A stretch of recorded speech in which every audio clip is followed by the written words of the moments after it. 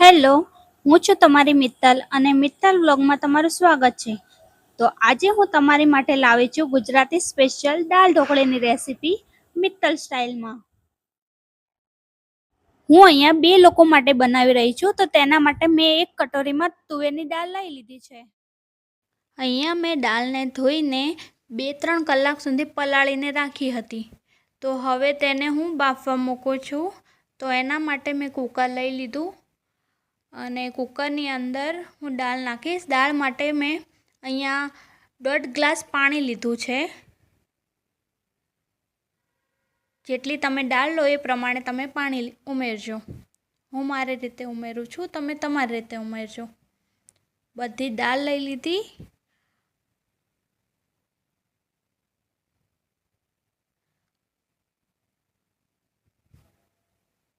હવે એની અંદર અડધી ચમચી હળદર,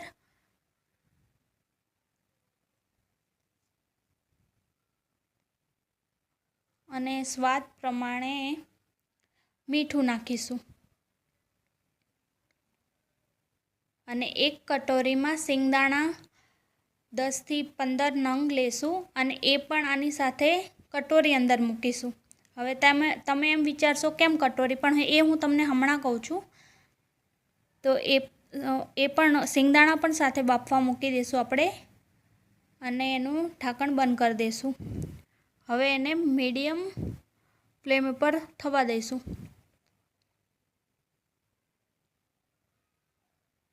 ત્રણથી 4 સીટી આવવા દેવાની છે. ત્યાં સુધી આપણે ઢોકળીનો લોટ બાંધી લઈએ.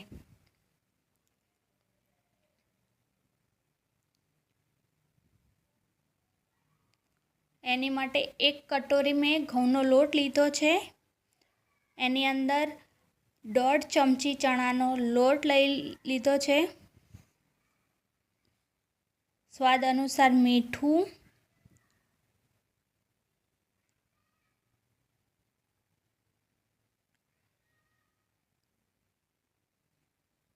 ચપટી હળદર લઈ લેવી,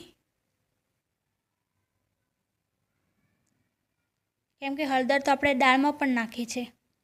અને ચપટી લાલ મરચું, અજવાઈન પણ મેં નાખી છે અને હિંગ પણ નાખી છે. હવે તેલનું મોણ દઈ દઈએ આપણે. અહીંયા 1 ચમચી લેવાનું. આ નાની છે એટલે મેં 2-3 નાખ્યું છે. તમે 1 ચમચી લઈ લેજો. અને આપણે જેવો રોટલીનો લોટ બાંધીએ ને એવો જ લોટ બાંધવાનો છે. ના ઢીલો હોવો જોઈએ લોટ, ના ટાઈટ હોવો જોઈએ. એકદમ રોટલી જેવો જ તેમ સોફ્ટ એકદમ.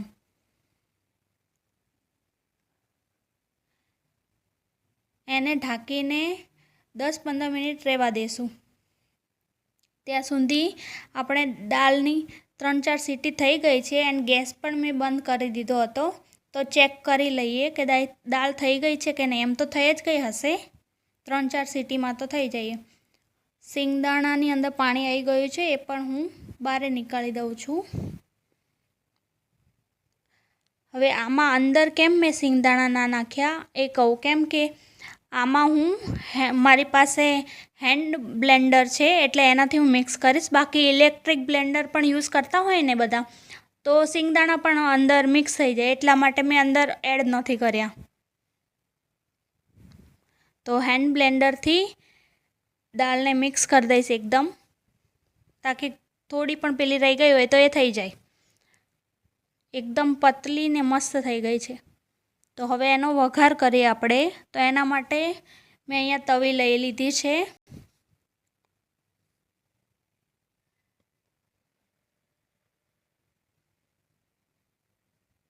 તવી મૂકી દીધી છે. તો અને તેની અંદર મેં 2 ચમચી ઘી લીધું છે. અહીંયા તમે તેલનો પણ યુઝ કરી શકો છો. હું ઘીનો યુઝ કરું છું.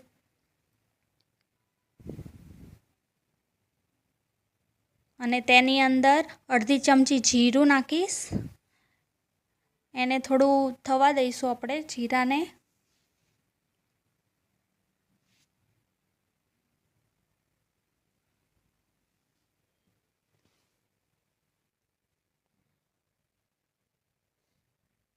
પછી અડધી ચમચી રાઈ, અડધી ચમચી હિંગ, 2 તજના ટુકડા,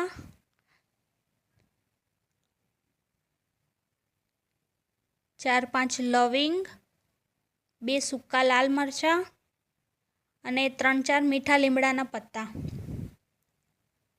મેં સાઈડમાં 2-3 લીલા મરચાં અને આદુની પેસ્ટ ખાંડી લીધું, એ પણ હું આની અંદર એડ કરવાની છું, એ પણ નાખી દીધું. અને એક સમારેલું ટામેટું પણ મેં સાઈડમાં રાખ્યું હતું, એ પણ એડ કરવાનું છે. તો આ રીતે મિક્સ કરવાનું છે અને એકદમ સોફ્ટ કરી દેવાનું છે ટામેટાને પણ. તો એની અંદર પણ હળદર નાખીશું, એકદમ ચપટી જ નાખવાની છે, કેમ કે હળદર આપણે દાળમાં પણ નાખી છે, લોટ બાંધ્યો છે એમાં પણ નાખી છે, એટલે આમાં એકદમ ચપટી જ નાખવાની છે, ખાલી થોડો કલર આવે ને એના માટે. હવે મિક્સ કરીશું અને ટામેટાં એકદમ ગળી જાય ને પછી આપણે એની અંદર દાળ ઉમેરીશું. એમ તો ગળી જ ગયા છે. હવે એમાં દાળ પણ મિક્સ કરીશું.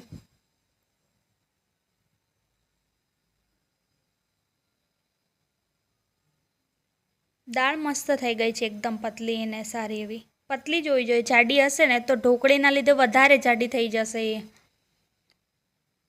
તો દાળ ઉમેરી દઈશું આપણે અને સિંગદાણા પણ ઉમેરી દઈશું.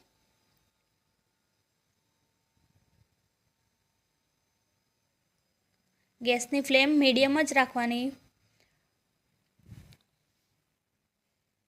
કેમ કે પછી આપણે કંઈ ચોંટી ના જાય, એટલા માટે મીડિયમ જ ગેસ રાખવાનો છે.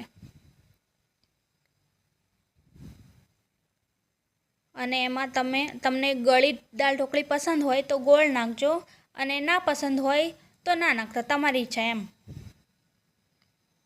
અડધા આંબલીનું પલ્પ પણ નાખે છે, એ તમે નાખી શકો. હવે આને આપણે 10-15 મિનિટ થવા દઈશું. ત્યાં સુધી આપણે ઢોકળીનો લોટ પણ ચેક કરી લઈએ. એકદમ મસ્ત થઈ ગયો છે એ.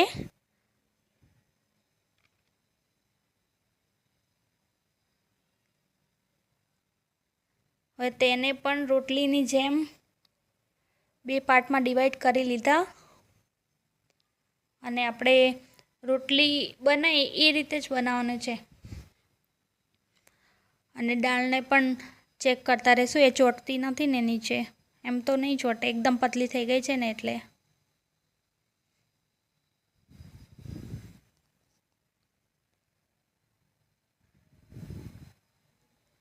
હવે રોટલી વણીશું. રોટલી જેટલી થિકનેસ રાખવાની છે એની, ના બહુ જાડી ના પતલી, એકદમ રોટલી જેવી જ તેમ.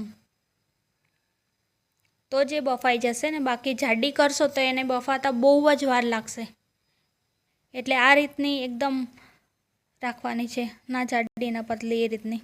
હવે તેને આપણે શેપ દઈ દઈશું. હું અહીંયા ઢોકળીને ડાયમંડ શેપ આપવાની છું, તો એ રીતે હું કટ કરું છું.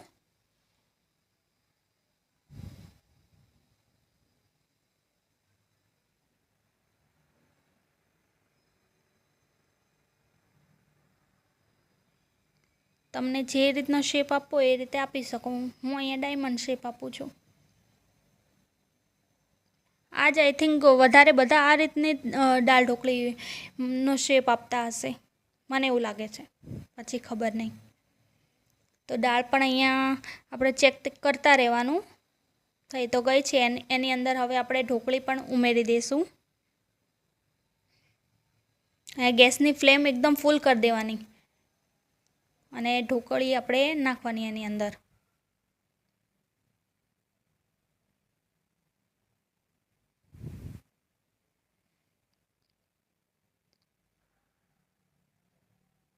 મારા હસબન્ડને બહુ જ ભાવે છે દાળ ઢોકળી.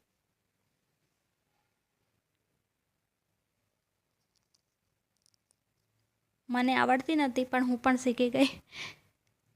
હવે બીજી રોટલીને પણ મેં કટ કરીને એ પણ એડ કરી દઉં છું એની અંદર.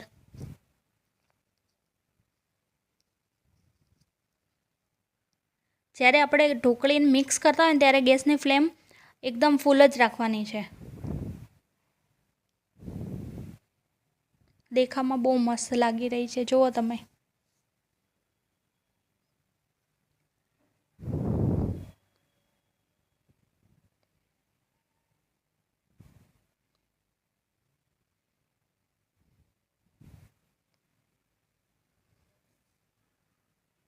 જો એકદમ મસ્ત લાગે છે ને કલર પણ કેટલો મસ્ત આવ્યો છે.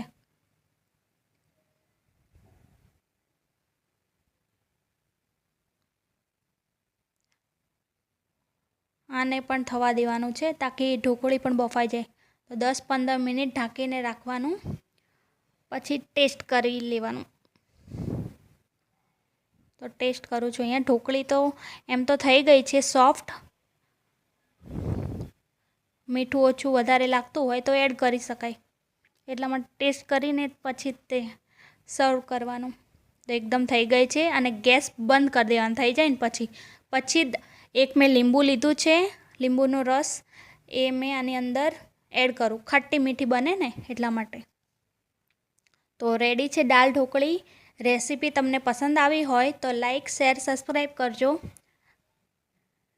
Thank you so much. જો કેટલી મસ્ત બની છે, એકદમ મોઢામાં પાણી આવી જાય એવી. ચલો જમવા.